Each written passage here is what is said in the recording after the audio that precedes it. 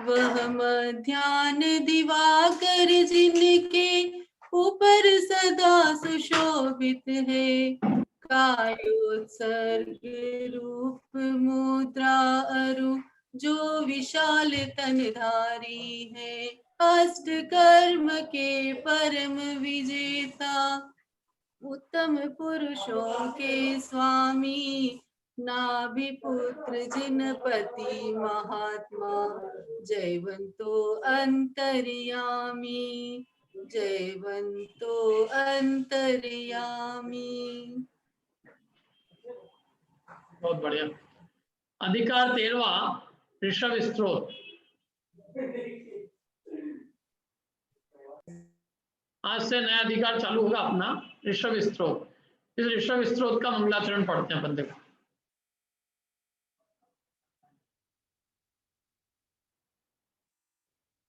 पढ़िए अनीता जी। जय उसहणाई नंदन, त्रिभुवन नील एक दीवती थयर, जय सयल जीव वत्सल, निम्मल गुण रयण निहीणाः। जय ऋषभ नाभिनंदन, त्रिभुवन नील एक दीपति शंकर, जय सकल जीव वत्सल, निर्मल गुण रत्न निधे नाथ। हाँ, ये एक ही है एक्चुअल में। ये क्या है, ऊपर प्राकृत में है और नीचे संस्कृत में है और फिर उसके नीचे हिंदी में। वो एक ही गाथा है वो।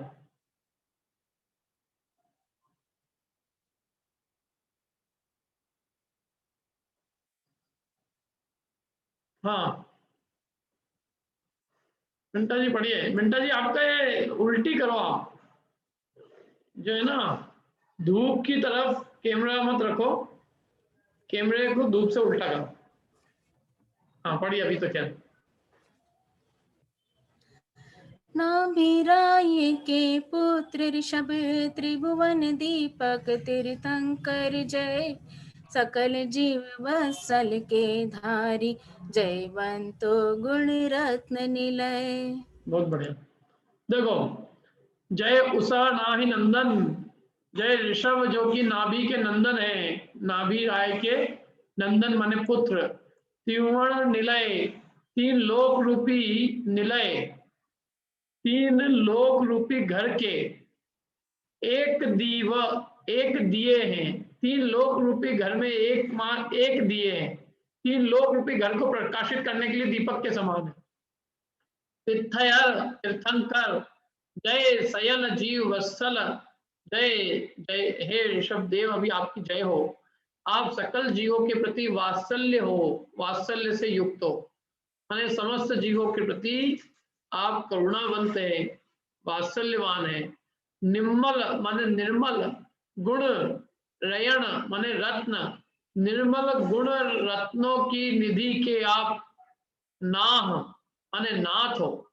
निर्मल गुण रूपी रत्नों की निधि के आप नाथ हो।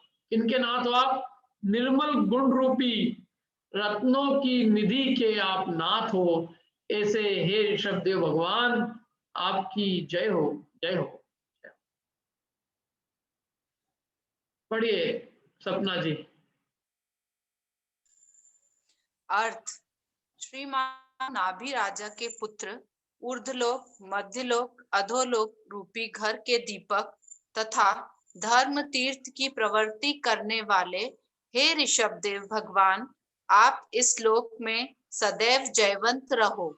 इसी प्रकार समस्त जीवों पर वात्सल्य को धारण करने वाले और निर्मल गुण रूपी रत्नों के आकर खजाना हे नाथ, आप सदैव इस लोक में जयवंत रहो। बहुत बढ़िया। अब इसमें ना एक एक शब्द का अर्थ किया देखो। अब आप ये बताओ, धर्म तीर्थ की प्रवृत्ति करने वाले, ये कौन से शब्द का अर्थ है? इस गाथा के कौन से शब्द का अर्थ है? धर्म तीर्थ की प्रवृत्ति करने वाले, बताओ, हाथ खड़ा करके बता देना। धर्म तीर्थ की प्रवृत्ति करने वाले, ये कौन से शब्द का अर्थ है गाथा के? 2 जनों ने हाथ खड़े किए हैं, सपना जी और वीरेन जी ने, और बाकी लोग काला जी ने किया है। ठीक है, बोलिए सपना जी। तीर्थयर। हाँ, तीर्थयर, तीर्थंकर, धर्म तीर्थ की प्रवृत्ति करने वाले तीर्थंकर, बहुत बढ़िया। बाकी तो एकदम स्पष्ट ही है ना। देखो ऐसे एक एक शब्द के अर्थ समझना चाहिए अपने को। क्या यहाँ कोई नीचे जो है वो ऊपर गाथा का अर्थ है, श्रीमान नाभि राजा के पुत्र, ऊर्ध्व लोक, मध्य लोक, अधोलोक रूपी घर के दिए, घर के दीपक माने 3 लोक रूपी घर को प्रकाशित करने वाले दीपक, तथा धर्म तीर्थ की प्रवृत्ति करने वाले ऋषभदेव भगवान, आप इस लोक में सदैव जयवंत रहो। समस्त जीवों पर वात्सल्य को धारण करने वाले और निर्मल गुण रूपी रत्नों के खजाने, हे नाथ आप सदैव इस लोक में जयवंत रहो, जयवंत रहो, जयवंत रहो। जिनेंद्र भगवान की स्तुति करने वाले मनुष्य धन्य है। भगवान तो धन्य है ही, भगवान की स्तुति करने वाले मनुष्य भी धन्य है। पढ़िए प्रीति जी।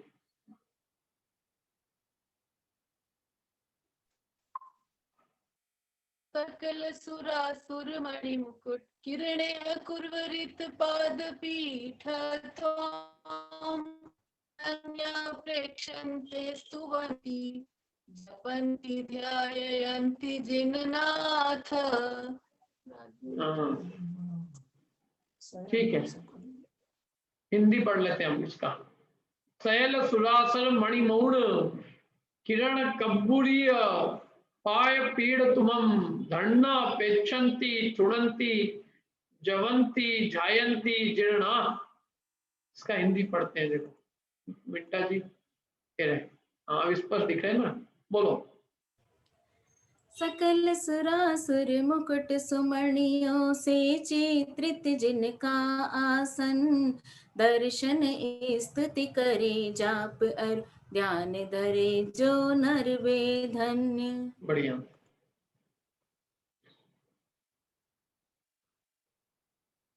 क्या कहा देखो,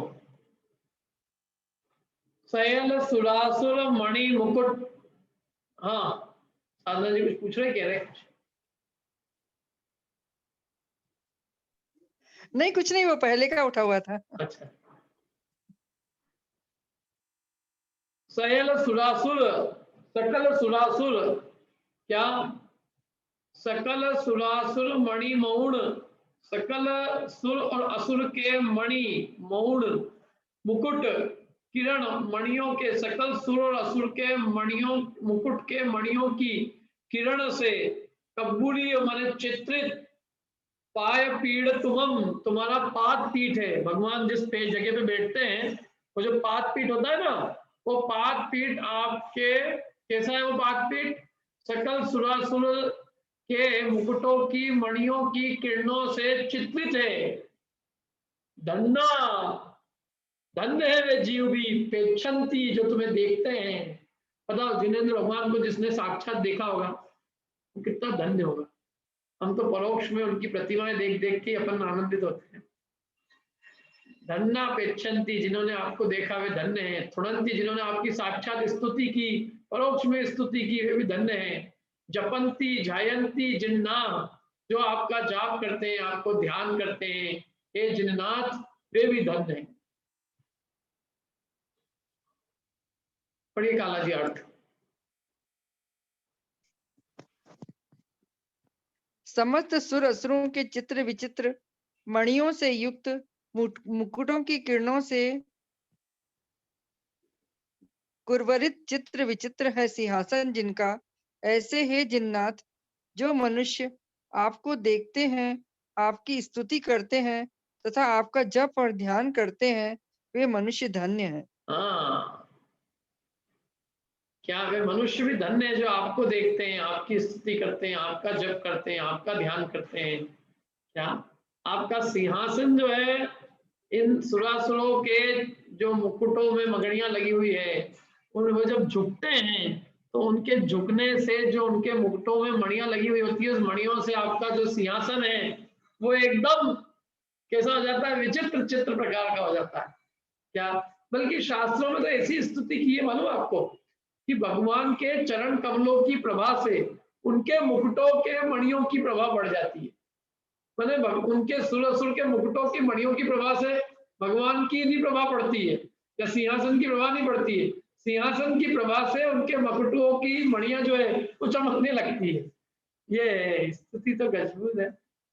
वास्तव में तो अपन बाहर की स्तुति कर रहे हैं, भगवान के गुणों का तो क्या कहना है। जो साक्षात वास्तव में भगवान जिनेंद्र को जिन्होंने देखा है, मैं तो कहता हूँ इस जगत में वही भाग्यवान है। बाकी तो हमको क्या देखने को मिल रहा है।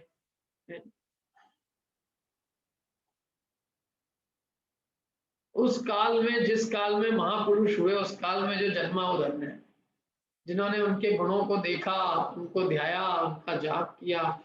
अब हमारे पास क्या है, वे नहीं है आज, तो भी हम उनकी परोक्ष में उनकी स्तुति, उनका जप जाप ध्यान स्तुति सब करते हैं, वे भी धन्य है। बल्कि परोक्ष में स्तुति करना और उनके प्रति आदर और स्तुति को बताता है, उनके प्रति विनय भाव को बताता है। इसलिए वे भी धन्य है जो परोक्ष में भी स्तुति करते हैं। प्रत्यक्ष में जो करते हैं उनकी तो बात ही क्या है, उससे बड़ा पुण्य का उदय तो और कोई हो ही नहीं सकता जगत। साक्षात तीर्थंकर का सानिध्य पाना मतलब क्या बात है। पढ़िए शोभा जी भावार्थ। भावार्थ। हे जिनेंद्र, आपको बड़े बड़े स्वरासुर आकर नमस्कार करती हैं, इसलिए हर एक मनुष्य को आपके दर्शन का, आपकी स्तुति का, आपके जप और ध्यान का सुलभ रीति से अवसर नहीं मिल सकता। किंतु जो मनुष्य पुण्यवान है, जिन्हें आपका दर्शन, आपकी स्तुति, जप और ध्यान का सुअवसर मिलता है, वे मनुष्य ही संसार में धन्य हैं, अर्थात उन मनुष्यों को धन्यवाद है। हाँ, क्या बढ़िया बात कही। देखो हे जिनेंद्र, आपको बड़े बड़े सुर आके नमस्कार करते हैं। क्या हम तो बहुत सामान्य वस्तु है, हमारी क्या वक़्त है, हम क्या है, पंचम काल में उत्पन्न हुआ मनुष्य, उसकी औकात क्या है?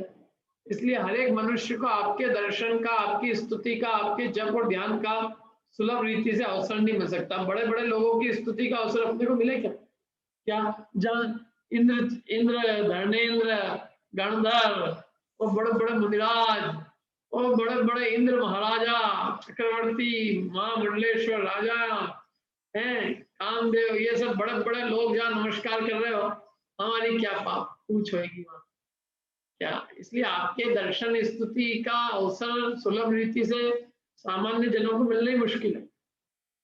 क्या हाँ, तो इतनी भीड़ है वहां, हम जैसे तो पहुंच भी नहीं पाए, लेकिन फिर भी जिन्हें आपकी स्तुति का और आपके दर्शन और ध्यान का जप का सुअवसर मिलता है, वे मनुष्य संसार में धन्य है, अर्थात उन मनुष्यों को वास्तव में धन्यवाद। अब आगे इसी श्लोक के तात्पर्य को लेकर अन्यत्र कहीं पर कहा भी है कि क्या कहा है, पढ़ते हैं पर।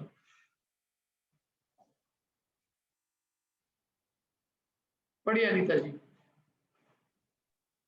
या पुष्पैर्जिनमर्चिता स्मितसुरा स्त्रीलोचने शोचते यस्तं वन्दति एकशस्त्री जगता सोऽहं निशं वन्दते यस्तं स्तौति परत्र व्रतदमन स्तोमेन स्तूयते यस्तं ध्यायति क्लृप्तकर्मनिधन स ध्यायते योगिभिः।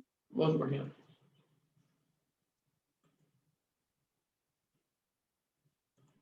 पढ़िए मिंटा जी।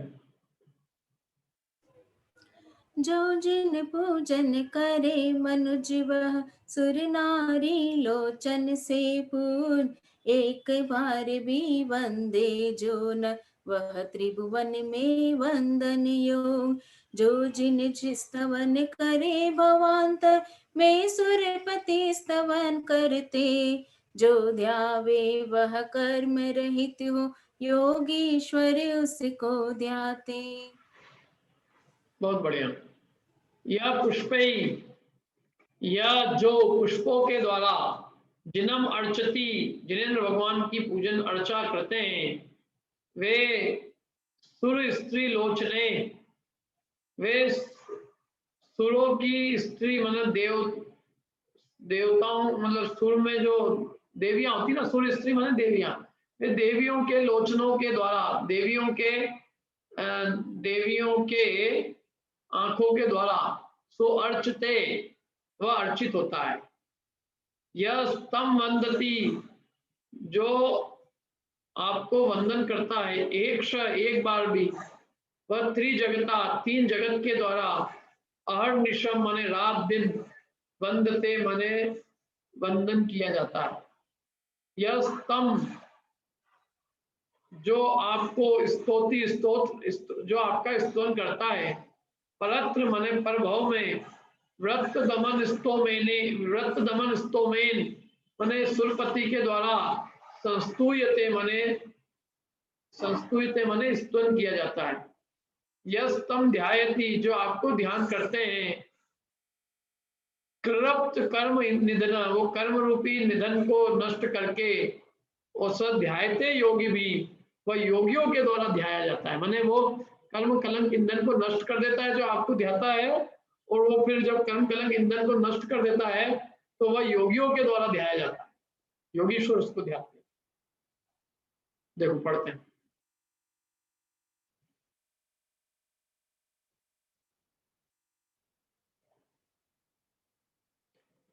पढ़िए अल्पा जी अर्थ। जी भैया, जो मनुष्य जिनेंद्र भगवान की पुष्पों से पूजन करता है, वह मनुष्य प्रभव में मद हास्य सहित देवांगना के नेत्रों से पूजित होता है। जो मनुष्य एक बार भी जिनेंद्र की वंदना करता है, वह मनुष्य रात दिन तीनों लोक में वंदनीय होता है, अर्थात तीनों लोक के जीव आकर उसकी वंदना करते हैं। जो मनुष्य एक बार भी जिनेंद्र भगवान की स्तुति करता है, उसकी परलोक से बड़े बड़े इंद्र आकर स्तुति करते हैं। जो मनुष्य एक बार भी जिनेंद्र भगवान का ध्यान करता है, वह समस्त कर्मों से रहित होता है, तथा बड़े बड़े योगीश्वर भी उस मनुष्य का ध्यान करते हैं। इसलिए भव्य जीवों को चाहिए कि वे भगवान की पूजन, वंदना, स्तुति और ध्यान सर्वदा किया करें। हाँ, भगवान की पूजन, वंदना, स्तुति और ध्यान भगवान बनने का उपाय है। ये तो सब पुण्य का फल बताया। वास्तविक जो फल है भगवान की पूजन, स्तुति, वंदना आदि का, तो साक्षात भगवान जैसा बनना है। लेकिन क्या है, लौकिक लोगों को बहुत पुण्य के फल में बहुत आसक्ति होती है, तो उनको क्या है, पुण्य का फल नहीं दिखा तो भगवान के पास ही नहीं जाते। यद्यपि भगवान के पास जाने का, भगवान के पास पहुंचाने का प्रयोजन तो हमें उसको मुक्ति प्राप्त कराना है, लेकिन वो जाता ही नहीं है उस मुक्ति की बात सुन के। तो हम उसको क्या करते हैं, हम उसको थोड़ा संसार की चीजों का लालच देते हैं कि देख, तो एक बार भगवान की पुष्पों से पूजन करेगा तो वो देवांगनाओं के नेत्रों से पूजित होगा। जो एक बार वंदना करेगा भगवान की, वो तीनों लोक के जीवों द्वारा वंदनीय हो जाएगा रात दिन। जो एक बार स्तुति करेगा तो बड़े बड़े इंद्र आके उसकी स्तुति करेंगे। तो एक बार भगवान का ध्यान करेगा तो बड़े बड़े योगीश्वर भी उसका ध्यान करेंगे। इसलिए तुम्हें चाहिए कि तुम ये करा करो, पूजन करो, रोज भगवान की वंदना करो, भगवान की स्तुति करो, उनका ध्यान करो, समझ में है ना। वंदन करो मन वचन काय से, उनको वंदन वचनों से स्तुति करना, काया से स्तुति। मतलब ये वंदना और स्तुति में क्या अंतर है? क्यों वंदना काय से होती है और स्तुति, वंदना और स्तुति एक होता है काय से और एक होता है वचन से। क्या तो भगवान की शरीर से मतलब नमस्कार करना, ये वंदना। मुख से उनका गीत, मुख से उनके गुणों का उच्चारण करना, तो स्तुति, या मतलब जो भी है, एक मन से, एक वचन से, एक काया से। और ध्यान, उनके गुणों का अपने चित्त में ध्यान करना। और पूजन, उनकी पूजन करना, प्रतिदिन पूजन करते कि नहीं करते सब लोग? भगवान की पूजा रोज करना चाहिए। देखो अपन कितने बड़े स्वाध्यायी बन जाएं, लेकिन पूजन मत छोड़ देना। भगवान की पूजन उनके एक्चुअल में उनके निकट, उनके समीप आने का बहुत बढ़िया उपाय है। और हम जब उनकी पूजा करते हैं तो हमें अपने आप ऐसा लगता है हम जैसे कोई उन जैसे बन रहे हैं। मतलब उनके गुणों को हम अपने में प्रविष्ट होते हुए देखते हैं। दूसरा कि वो उनका बहुमान उत्पन्न होता है उनके गुणों का, उनका, तो हमें निरंतर उन जैसा बनने की भावना प्रस्फुटित रहती है और अपने अंदर में उद्यतता का भाव नहीं आता है, विनम्रता का भाव रहता है। अपने को कोई लगता है कि हाँ देखो इतने बड़े महापुरुष है और हम क्या हैं, तो उनके निकट आके हमें जो विनय और बहुमान का भाव होता है उनके गुणों के प्रति और जो वीतरागता के प्रति जो उल्लास उत्पन्न होता है उसकी बात ही अलग है। तो भगवान के निकट जो नहीं आए, भगवान की पूजन नहीं करे, तो वो कैसा भगत है। और मनुष्य भाव अपने को मिला है, खासकर पुरुषों को तो मैं सबको कहता हूँ कि जिनको ये धोती दुपट्टे पहनने का अवसर मिला है उनको तो अच्छे से भगवान के चरण छूने चाहिए, कलश करना चाहिए क्या, और बाकी सबको भी कम से कम मंदिर पास में रहने का मतलब क्या है, पूजन करो आराम से, विधान करो, पूजन करो, स्तुति करो, जप जाप करो, इसके लिए है मंदिर पास में। नहीं तो बाद में हम इन सब चीजों के लिए तड़पेंगे। ये हमारा भाग्य है कि हमको भगवान मिले हैं क्या, इसके लिए अपने को आलस नहीं करना चाहिए। शरीर के सब काम छोड़कर सुबह सुबह भगवान की पूजन अवश्य करना चाहिए। और आप बदल बदल के करो, आपका मन नहीं लगता है तो विधान करो, बहुत सारे, इतने सारे विधान है, सिद्ध चक्र विधान करो क्या, और भी जो भी विधान आपको जो अच्छा लगता हो। मतलब मेरे कहने का मतलब है कम से कम अपने को पूजन उनके, उनका गुणानुवाद, उनका रोज गाना चाहिए। उनके गुणानुवाद गाने से हमें उन जैसा बनने का उपाय मिलता है। स्वाध्याय तो करना ही चाहिए, उससे तो कोई बात ही नहीं है, स्वाध्याय से अपने को उनका स्वरूप समझ में आता है। लेकिन स्वाध्याय वाले स्वाध्याय करते करते स्वाध्याय में मन लग रहा पंडित जी हमारा पूजा में नहीं लग रहा है, तो जिनने आपको बताया आप उनके गुण नहीं गा, ऐसे कैसे वो हो, मतलब ये तो कृतज्ञता है। क्यों? अरे जिसने आपको शिक्षा दी, आपको सारा मोक्ष का मार्ग बताया और आपको ये भी भाव नहीं आ रहा है कि अपन उनके भी गुणानुवाद करें कि हे प्रभु आपने हमें मुक्ति का मार्ग बताया, आपने हमें मोक्ष का मार्ग बता के हमारे भव भ्रमण का नाश किया, आप हमारे मोह के नाश करने में प्रबल कारण हो। देखो जिसको उनका, जिनको उनके द्वारा बताए गए मार्ग की प्राप्ति होती है तो उसको अपने आप उनका बहुमान आए बिना रहता नहीं आएगा, ऐसा आएगा, अपने आप आता है। यदि आपको कोई 1 करोड़ रुपए प्राप्त करने का लाभ बता दे, उपाय बता दे, तो अपन 1 करोड़ तो पहले रख ही लेंगे जेब में, फिर 2 लाइन उसके लिए ही बोलेंगे कि नहीं बोलेंगे, अरे यार आपने बहुत अच्छा लाभ करा दिया, कि नहीं बोलेंगे। नहीं बोलता तो वो तो फिर निकृष्ट आदमी है, कृतज्ञ है, द्रोह क्या बोले उसको, तो गालियां भी कोई अच्छी नहीं है अपने उस पास उसके लिए है। मतलब जो उपकार करने वाले का उपकार विस्मरण करता है जगत में, उससे बड़ा निर्लज्ज कोई नहीं है। तो भगवान ने तो इतना महान उपकार किया है अपना, जो 3 लोक में किसी ने नहीं किया, और हम उनके उपकार के प्रति स्वरूप उनकी स्तुति ना करें, गुणगान नहीं करें, तो हम उन जैसा कैसे बनेंगे। अच्छा, उनके निकट आना उनके जैसा बनने का साधन है, समझ में आई बात। उनके निकट आने से हमको उन जैसा बनने का जो है विचार आता है। उनके गुणानुवाद करते हैं तो हमको अपने आत्मा के गुणों की महिमा आती है, उनका बहुमान करते करते हमें उन गुणों का, उन वीतरागता आदि महान गुणों की महिमा ख्याल में आती है, उनकी, उनके प्रति, उन गुणों के प्रति प्रीति उत्पन्न होती है, प्रेम उत्पन्न होता है क्या। इसलिए ये जो है ना, इसमें आलस नहीं करना। आलस्य में, आलस्य जो है अपना सबसे बड़ा शत्रु है। क्यों नहीं गई पंडित जी, आज रह गई एक पूजा ही रह गई, आज तो रह क्यों गई भैया, खाना रह गया क्या सुबह का है? किसी का स्वाध्याय रह जाता है, किसी की पूजन रह जाती है, खाना किसी का नहीं रहता है। यूं भी बोलो ना, आज एक टाइम का खाना रह गया, आज नाश्ता रह गया, आज सोना रह गया, वो सब काम होंगे शरीर के, नहीं होना होगा तो क्या नहीं होंगे, देह के काम नहीं होते, बस ये आत्मा के काम नहीं होता, देह के तो सब काम होते हैं। तो इसलिए ये रोज करना चाहिए अपने को, भगवान की स्तुति वगैरह। 4 चीजें कही हैं, उनका ध्यान करें, उनके ध्यान करने, जाप देते ना जाप, तो जाप देते समय उनके गुणों का स्मरण करने से अपने को बहुत उन गुणों की महिमा और गुणों का प्रीति प्रेम उत्पन्न होता है, उन वीतराग गुणों से प्रेम होता है। अभी हमारे को क्या होता है, नहीं तो लौकिक लोगों से मिलते हैं और उनकी महिमा आती है तो सरागता की महिमा आती है, तो भगवान की पूजन अर्चना करने से वीतरागता की महिमा चित्त में जागृत होती है। इसलिए करना चाहिए, बस इतना ही कह सकते हैं, और तो क्या कह रहे हैं, जो करना हो जिसको, बाकी तो देखो, जिनेंद्र भगवान को देखने पर असीम आनंद की प्राप्ति, असीम, जिसकी कोई सीमा नहीं है, इतना असीम आनंद प्राप्त होता है।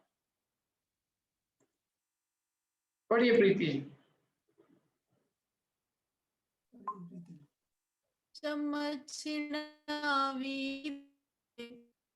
ैलोयेण हरिसो नाक्षिणा उणोजिण नयाणि मोकिं परिफुरै। हाँ, पढ़िए हिंदी। चक्षु से लखे आपको हर्ष समाए नहीं त्रिलोक, तो फिर ज्ञान चक्षु से देखे तो कितना आनंद रहो। हाँ, क्या बात है। चर्म अक्षणा अपि, चर्म रूपी चक्षु से देखने पर, कोई आपको देखने पर, त्रैलोक के न माती महाहर्ष, 3 लोक में वो महान हर्ष समाता नहीं है। वो ज्ञान अक्षणा, ज्ञान रूपी चक्षु से पुनः के जिन आपको देखने पर, न जानामी न जानीमा किम परिस्फुर्ति, कितना हर्ष होएगा इसको मैं भी नहीं जानता, मैं कह नहीं सकता कि कितना हर्ष उत्पन्न हो, इतना हर्ष उत्पन्न होगा। पढ़िए सुरेंद्र जी। अर्थ। अर्थ, हे जिनेंद्र, हे भगवान, यदि हम आपको चर्म की आंख से देख लें तो भी हमें इतना भारी हर्ष होता है कि वह 3 लोक में नहीं समाता। फिर ये आपको ज्ञान रूपी नेत्र से देखें तो हम ही नहीं सकते कि हमें कितना आनंद होगा। हम कह ही नहीं सकते कि हमको कितना आनंद होगा। बोलो, क्या गजब बात है। यदि हम आपको चर्म की आंख से देख ले तो भी इतना मजा, इतना हर्ष होता है, तो 3 लोक में नहीं समाता। फिर यदि आपको ज्ञान रूपी नेत्र से देखेंगे तो हमें कितना आनंद होगा, हम कह ही नहीं सकते। क्या बात है।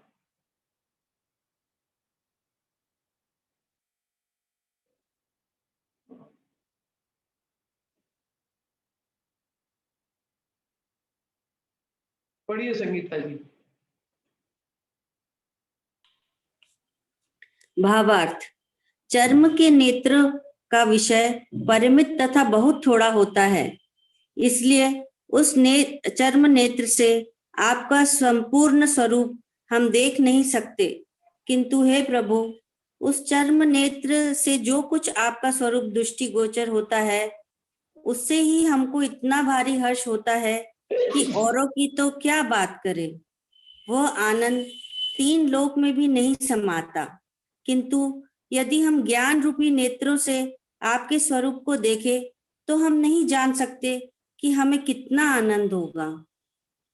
बोलो, चक्षु से तो क्या है, बहुत कम दिखता है, पूरा स्वरूप नहीं देख सकते क्या, फिर परंतु आपको आंखों से ही देखने पर इतना आनंद होता है, तो वही जो कि हम 3 लोक में नहीं समाता। तो जब हम आपको ज्ञान रूपी नेत्र से आपके स्वरूप को देखेंगे तो हम जान ही नहीं सकते कि हमको कितना आनंद होगा। मतलब अद्भुत आनंद होगा। ज्ञान से आपका स्वरूप जान लेने पर, आपकी पूर्ण वीतरागता और पूर्ण सर्वज्ञता का बोध होने पर जो हमें आनंद आएगा, वो आनंद 3 लोक में किसी वस्तु के बराबर नहीं होगा। क्या, जब हम आपको ज्ञान से देखेंगे, अपने ज्ञान चक्षु से आपको देखेंगे, अपने निर्मल ज्ञान चक्षु से आपका स्वरूप निहारेंगे, विचारेंगे, वीतरागता, सर्वज्ञता, एक एक गुणों का अनंत ज्ञान, अनंत दर्शन, अनंत सुख, अनंत वीत, इन गुणों को जब हम अपने ज्ञान में विचारते हैं तो हमें जो आनंद आता है वो आनंद हम कहने के लिए समर्थ नहीं। इतना आनंद। अब आगे क्या कहते हैं, देखो, जिनेंद्र भगवान के ज्ञान की स्तुति करते हैं। पढ़िए अनिता जी। तम जीर्णान मनंतम विषयीकय सयलभत्तु वितारम, जो थुणई सुपयासई समुदक हम वडसालूरो।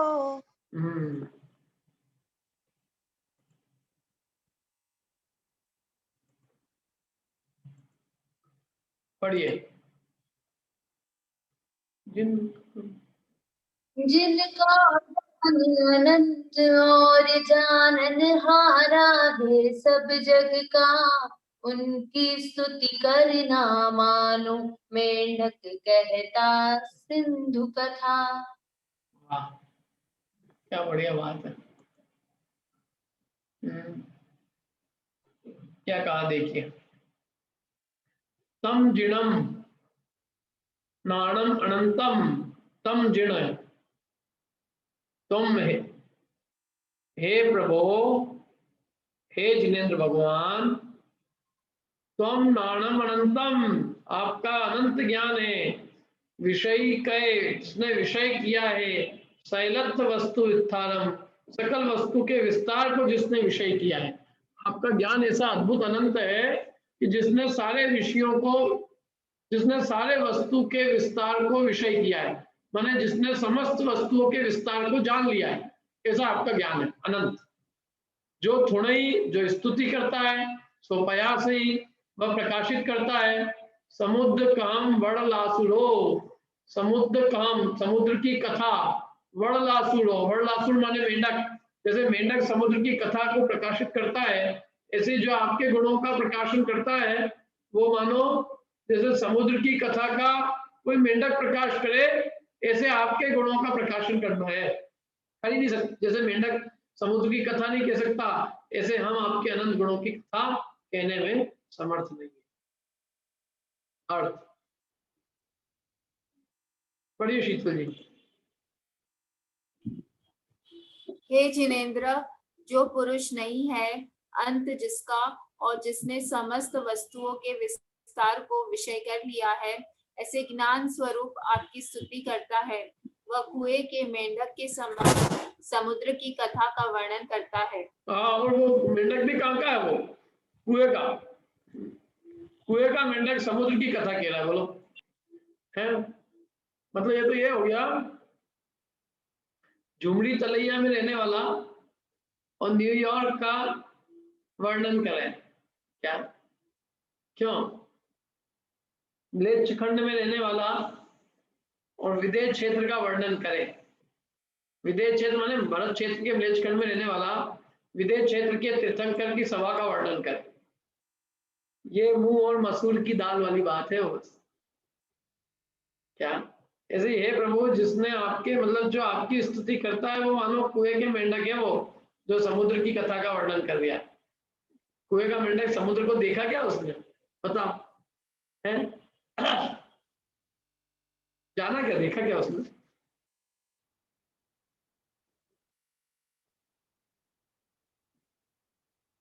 क्यों? कोई आदमी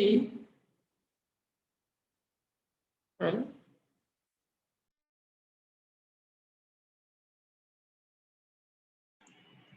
कोई आदमी जो है मतलब जो चीज जानता ही नहीं हो उसका वर्णन करे, जिसने जो चीज देखी नहीं है। क्या जैसे क्या होता है, गांव के लोग होते हैं ना, अभी एक किसी के अंदर बताया था, तो गांव के लोग जो है अपन से पूछते हैं भाई क्या काम करते हो, तो बोले हम जो है ना ये पानी आएगा कि नहीं आएगा ये हम सैटेलाइट वगैरह की रिसर्च रिपोर्ट से देखते हैं, क्या पानी कितना आएगा कैसा आएगा फोरकास्ट करते हैं। ये काम तो हमारे यहाँ का आदमी कर लेता है। क्या मतलब वो उसकी वैल्यूएशन को समझते ही नहीं कि क्या हो क्या रहा हो, क्या R&D वो कुछ नहीं समझते। क्या सीधे सीधे शब्दों में उनका तो यही कहना रहता है कि भैया का कौन सा बड़ो काम है, अब वो समझे तो ना कि वो क्या है। अब जैसे कोई डॉक्टर हो और ये बोले कि आपका कोई उससे पूछे कि आपका काम क्या है, बोले कि हम लोगों की जो है ना इलाज करते हैं, देखते हैं। इलाज ये तो हमारा नीम हकीमी कर रहे थे यहाँ, वाकई लिए तुमने 5 साल बिगाड़ दिए। इधर आओ एक नीम हकीम से इलाज करा लेते हो। तो उनके हिसाब से क्या है, मेरे को याद है एक बार कि मेरा एक बार हाथ का फ्रैक्चर, मेरे को एक बार मतलब लग गई थी मेरी गाड़ी, तो जो है हाथ में दर्द हुआ भयंकर। तो मैंने कहा भाई डॉक्टर को दिखा लो, अपन तो डॉक्टर को दिखाने के उसमें मूड में थे। तो बोला अरे इसके लिए आपको डॉक्टर की जाने की जरूरत तो ही नहीं है क्या, ये तो यही वो जो है मलारगंज के वहां बैठते हैं वो सब चलने वाले, क्या वो क्या बोलते हैं, हड्डी वड्डी मसलते हैं वो मोच वोच को, तो ये मोच तो वही हो जाएगी। तो वो मैं अब अपने को भी ज्यादा ज्ञान नहीं था तो अपन चले भी गए वास्ते, माने एक दो यूं कर दी, कुछ हो गया। मैंने कहा ऐसे तो अभी हुआ नहीं है, फिर भी उस समय एकदम गरम गरम लगी थी तो इतना समझ में नहीं आई, और मूर्खता में रात को गए नहीं। फिर क्या हुआ, जब सब अस्पताल बंद हो गए और जब दर्द चालू हुआ रात को, तो समझ में आई कि ये नीम हकीम क्या चीज होती है क्या। और हड्डी का दर्द मैंने सब जाना कि हड्डी का दर्द क्या होता है। सुबह तक मैंने कहा भैया अब अस्पताल सुबह कोई खुलेगा तब अपन जाएंगे। रात को एक टेप चालू करी और उसमें जितने भजन थे उसमें रात भर जैसे तैसे करके, बाकी फिर मैंने हाथ जोड़ लिए मैंने नीम हकीमों से। मैंने कहा क्या है इनके चक्कर में, और अपनी हड्डी जो है, अपनी हड्डी का जो है वो तो हो गया इलाज ठीक, आज हाथते रहे अपने चल रहे हैं, नहीं तो वास्तव में यदि वो अपन ओढ़ नहीं जाओ लेट कर देना तो हड्डी वो नहीं सही होने लायक नहीं रहती। ये स्थिति जो काम जिससे होएगा ना, बस अपने तो हर गांव में एक एक घर के अंदर, अरे आपको एक अंडा है, मेरे पाँव का फोड़ा हो गया था बीच में पिछले साल, तो वहां भी मैंने यही किया। हमारे जो घर में एक मतलब भाई आती थी, उन्होंने कहा इसमें क्या है, उन्होंने दो पत्ते लिए और बांध दिए, हो जाएगा ठीक। तो मैंने कहा ठीक है हो जाएगा 2-3 दिन में, हम 2-3 दिन और बढ़ गया हो। तो इसलिए जिसकी जो एक जानता है, लेकिन लोगों ने अपने आप में सब पान वाला एक, आपको मालूम एक पान वाला अपने एक डॉक्टर का भी काम कर सकता है, वो प्रॉपर्टी का भी काम कर सकता है, वो इंजीनियर का भी काम कर सकता है, और तो और वो सारी राजनीति का भी काम कर सकता है। एक पान वाला अपने इतना एक्सपर्ट। अपने हिंदुस्तान देश में हर आदमी मल्टी फील्डर है, और वो चाहे तो पान वाला आपको थोड़ी बहुत यदि प्रवचन में नहीं दे किसी दिन, तो आप वो जाना तो आपको थोड़ी बहुत दो बातें भी सुना देगा उसकी। क्या इसको कहते हैं, वो कहते हैं ना वो जेक इन वन, क्या है नन इन वन, क्या जो भी है जेक, मतलब किसी भी चीज का परिपक्व ज्ञान नहीं होना, ऐसी स्थिति है। अब अपन बोलो भी क्या उनको, तो उनको तो ऐसे लगता है कि इसमें है क्या, इसमें है क्या। कंप्यूटर, पंडित जी तुम कंप्यूटर चलाना सीखने गए अमेरिका, कंप्यूटर तो हमारा बेटा ही चला लेता है। लल्लू इधर आ, तो पंडित जी को पता है कैसे कंप्यूटर चलाते हैं। मैंने कहा हाँ भैया, मैंने बहुत बड़ी गलती करी, लल्लन से ही सीख लेना था, मैं जबरदस्ती लल्लन को छोड़कर बिल गेट्स के पास चला गया सीखने। क्या एमएस करने के लिए इतने डॉलर बिगाड़े, पैसे बिगाड़े, टाइम बिगाड़ा, या लल्लन ने सिखा दिया अपने को कंप्यूटर। तो ऐसे ही भगवान, हम भगवान की कथा का वर्णन कर लेंगे, हम भगवान का स्तुति कर लेंगे, तो तुम भगवान को जानते हो जो तुम भगवान का स्तुति कर लोगे हैं। भगवान के अनंत गुणों का विस्तार गणधर भी नहीं पा सकते, इंद्र भी नहीं पा सकते। क्या तुम गुण गणमण गणपति गणत न पावई पार, दोल स्वल्पमति किम करे हैं।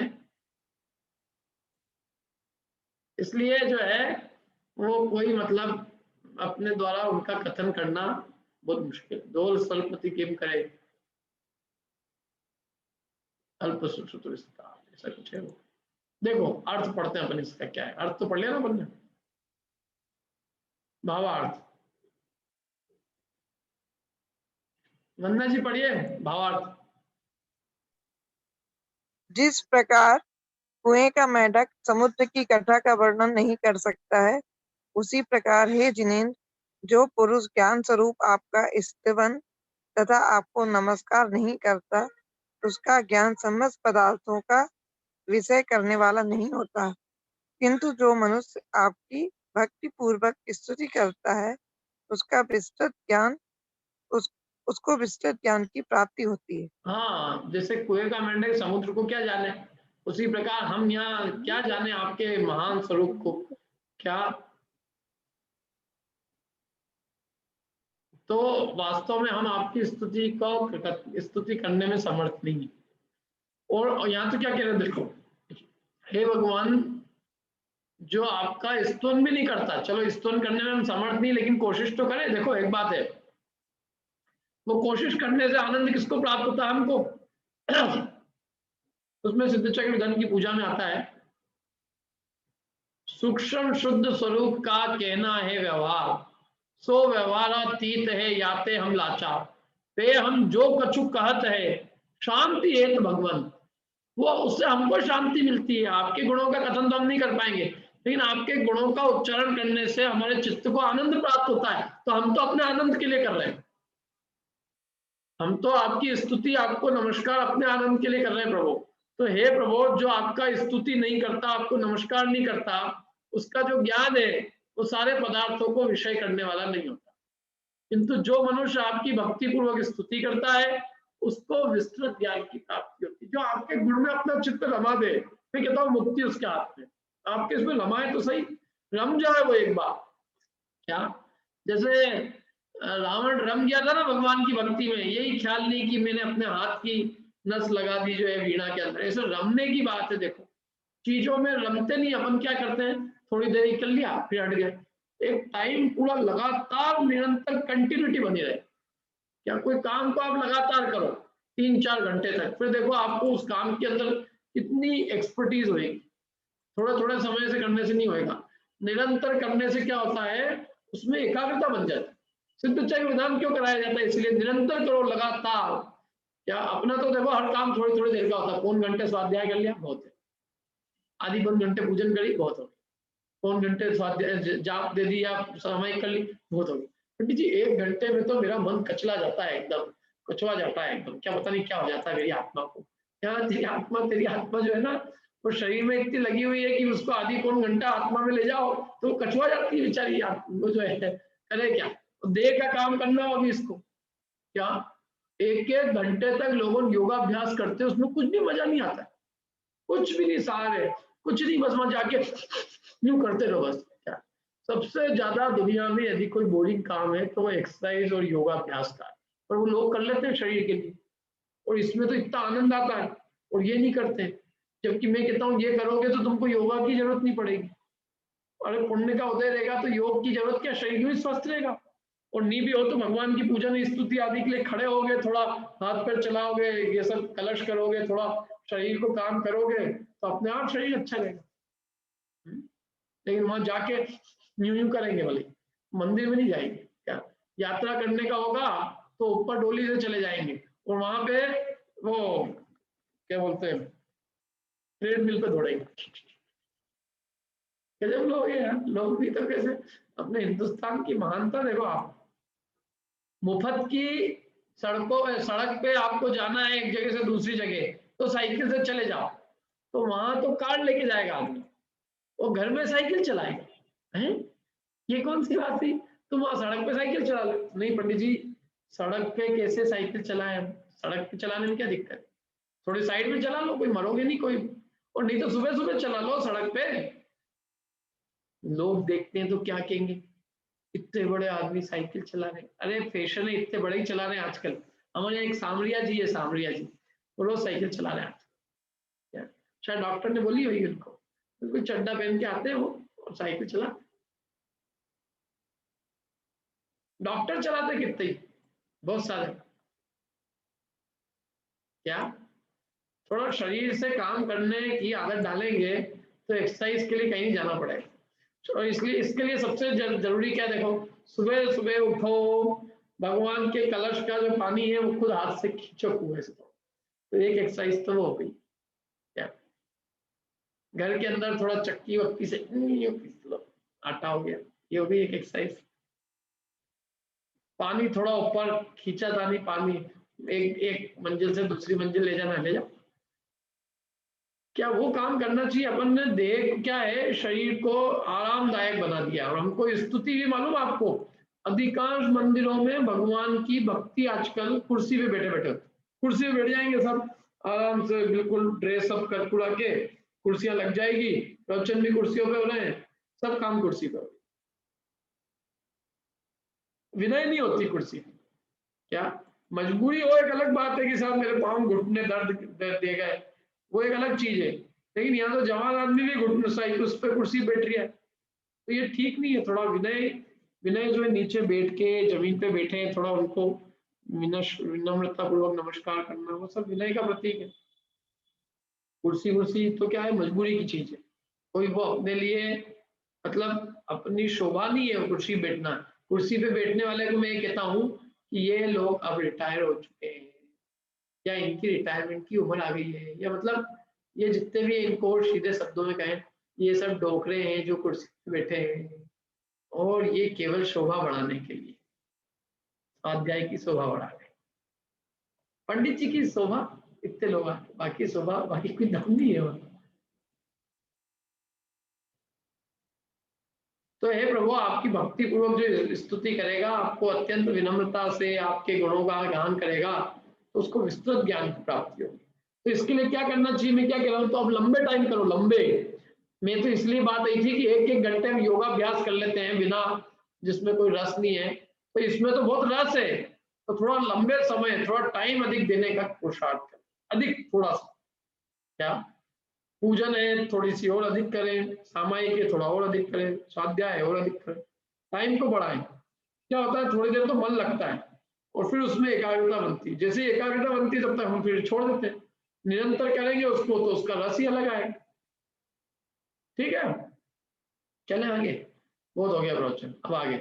जिनेंद्र के स्मरण मात्र से ही अंतरंग बहिरंग लक्ष्मी की प्राप्ति। क्या कह रहे हैं, भगवान का स्मरण करने मात्र से ही बहिरंग और अंतरंग लक्ष्मी की प्राप्ति होती है।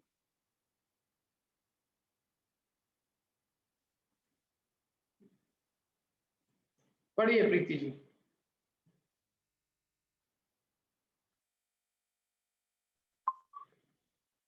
अम्हारी साणत्युह गोत इतने नवी जिने ससाचरई आए समगंती पुरोहिय इच्छिया लच्छी।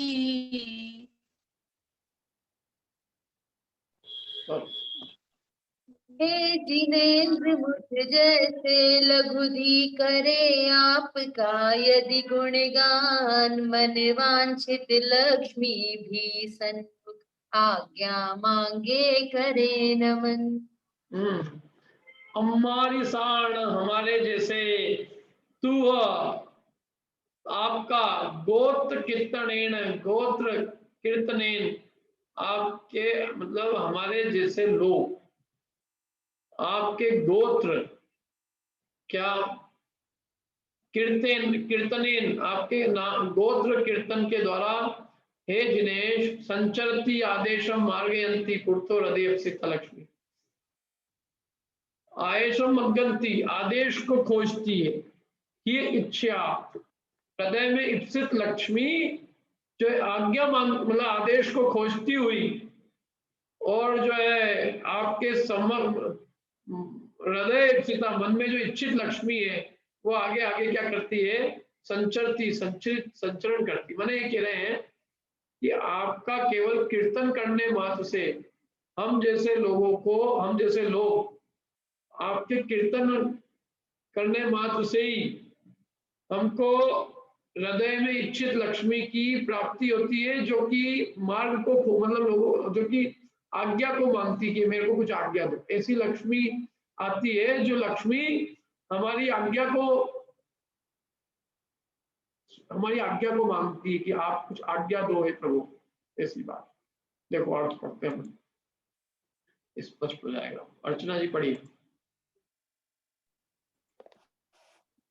अर्थ, हे जिनेंद्र, हे प्रभु, आपके नाम रूपी कीर्तन मात्र से ही हम सरीखे मनुष्यों के सामने आज्ञा को मांगती हुई मनोवांछित लक्ष्मी गमन करती है। हाँ, ऐसी लक्ष्मी गमन करती है जो हमारी आज्ञा मांगती है। क्या करना है बोलो, आपके नाम मात्र स्मरण का ये फल है।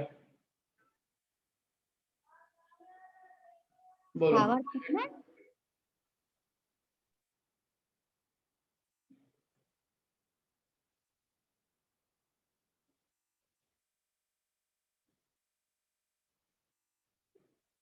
पढ़िए ज्ञानेश जी, पढ़ लीजिए भावार्थ। भावार्थ, हे जिनेंद्र, आपके नाम स्मरण में इतनी शक्ति है कि आपके नाम रूपी कीर्तन मात्र से हम मनुष्यों के सामने आज्ञा को स्वीकार करती हुई लक्ष्मी दौड़ती फिरती है। तब जो मनुष्य साक्षात आपको प्राप्त कर लेगा तो फिर उसकी बात ही क्या है, अर्थात उसे अवश्य अंतरंग तथा लक्ष्मी प्राप्ति होती है। हाँ, आपके केवल नाम स्मरण में इतनी शक्ति है कि उससे जो है लक्ष्मी हमारी आज्ञा को स्वीकारती हुई दौड़ती फिरती है, तो जो मनुष्य साक्षात आपको ही प्राप्त कर लेगा उसकी तो बात ही क्या है, अर्थात वो तो स्वयं ही अंतरंग और बहिरंग लक्ष्मी को प्राप्त कर लेगा। जब आपके नाम से ही लक्ष्मी आगे पीछे दौड़ रही है, हमारी आज्ञा मांग रही है, कुछ आज्ञा दो, तो आपको जो प्राप्त कर लेगा, मैंने आपको साक्षात प्राप्त कर ले, आपके गुणों का स्मरण करके आपके उन गुणों का ध्यान कर ले और अपने में भी उन गुणों को प्राप्त करने का उद्यम कर ले, तो उसे तो अंतरंग और बहिरंग दोनों प्रकार की लक्ष्मी प्राप्त हो जाएगी। मैंने जो अपने अंदर में जो आपको जानकर अपने अंतरंग में रत्नत्रय प्रकट कर ले, तो उसको तो अंतरंग में केवल ज्ञान लक्ष्मी हो जाएगी प्रभु, बाहर में संभूषण आदि की प्राप्ति हो जाएगी। आपको जानने मात्र से आपको प्राप्त कर लेगा, मतलब आपके गुणों को अपने अंतरंग में उदाहरण करेगा, जो गुण आप में, उन गुणों को अपने में प्रकट करेगा, रत्नत्रय को प्राप्त करेगा, तो हे प्रभु वो भी आपके समान अनंत चतुष्टय रूपी लक्ष्मी से युक्त होकर और बहिरंग में समर्षण आदि लक्ष्मी से युक्त हो जाए। अभी बहुत बढ़िया अगला वाला दोहा है, अपन करेंगे नहीं, इसको देखते हैं। ये है कि भगवान का जब अवतरण हुआ यहाँ पर, तो स्वर्ग की शोभा ही चली गई, स्वर्ग शोभा विहीन हो गया, तो वहां से यहाँ आ गए तो स्वर्ग सूना हो गया। बोलो कितनी बढ़िया बात कही। सर्वार्थ सिद्धि तक के जो है शोभा, हे प्रभु आपके पृथ्वी पे उतरने के बाद सर्वार्थ सिद्धि की शोभा भी जैसी थी वैसी नहीं रही, शोभा समाप्त हो गई। पढ़ ले इसको, तो बढ़िया है, पढ़ लेते हैं। देखो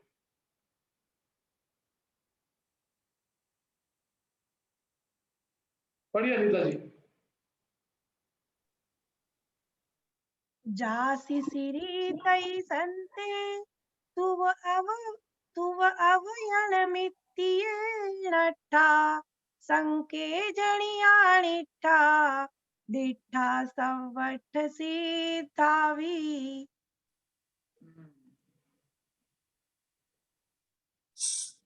प्रभु सर्वार्थ सिद्धि से आकर भूतल पर अवतार लिया, तो वियोग के दुख से नष्ट हुई स्वर्गों की सब शोभा। क्या बढ़िया बात कही है यार। सर्वार्थ सिद्धि से जब आके आपने इस पृथ्वी तल पे अवतार लिया, तो आपके वियोग के दुख से स्वर्गों की सारी शोभा ही नष्ट होगी। बोलो क्या। जासी सिरी तई सही तंते, हे भगवान, तई सती आपके यहाँ पर आने पर, तई अवतरने आपके यहाँ अवतार होने पर, अवतरित होने पर, नट्ठा संके जणी अट्ठा, अनिष्ट की शंका करके संवट सिद्धा, सर्वार्थ सिद्धि की भी सारी जो शोभा है वो नष्ट हो गई। देखो ऐसा मैं शंका करता हूँ।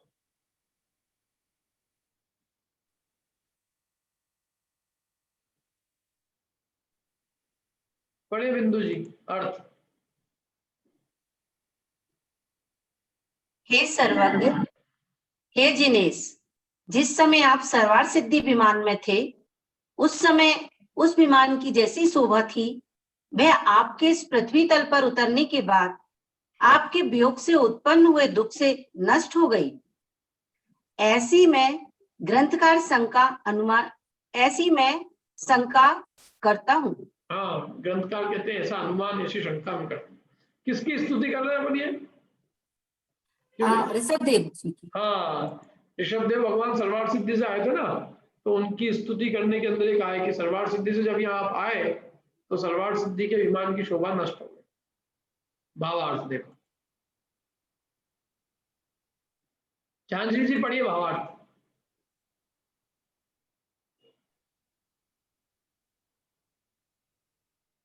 भावार्थ। हे भगवान, आप में एक प्रकार की बड़ी भारी खूबी मौजूद है, और आप जहाँ पर निवास करते हैं वहीं पर उत्तम शोभा रहती है, क्योंकि जिस समय आप सर्वार्थ सिद्धि नामक विमान में विराजमान थे, उस समय उस विमान की बड़ी शोभा थी, किंतु जब आप इस पृथ्वी तल पर उतर कर आ गए तब उस विमान की वैसी शोभा नहीं रही, बल्कि तब इस पृथ्वी तल की शोभा अधिक बढ़ गई। वहां की तो शोभा खत्म हो गई और इस पृथ्वी तल की शोभा बढ़ गई। क्या देखो क्या है, भगवान जिनेंद्र जहाँ हो उसकी तो बात ही क्या है, उस स्थान की, उस चीज की। उन्हें तीर्थंकर साक्षात जहाँ विराजमान हो, समस्त जीवों को कैसा अद्भुत आनंद आता होगा। हम प्रथम तीर्थंकर आदिनाथ भगवान जिस सरवार सिद्धि में थे, तो सरवार सिद्धि के अंदर बात ही अलग थी। यहाँ आए तो यहाँ के लोगों का भाग्य था, यहाँ पृथ्वी तल के लोगों का, भरत क्षेत्र के लोगों का, भगवान यहाँ पर अवतरण हुए और सब जीवों को उन्होंने मोक्ष का मार्ग देकर सबका उपकार किया, सबका हित किया और सबको अनंत सुखी बनाने का रास्ता बताया। ठीक है, इतना ही लगता है अपन को। प्रश्न तो पूछ लीजिए।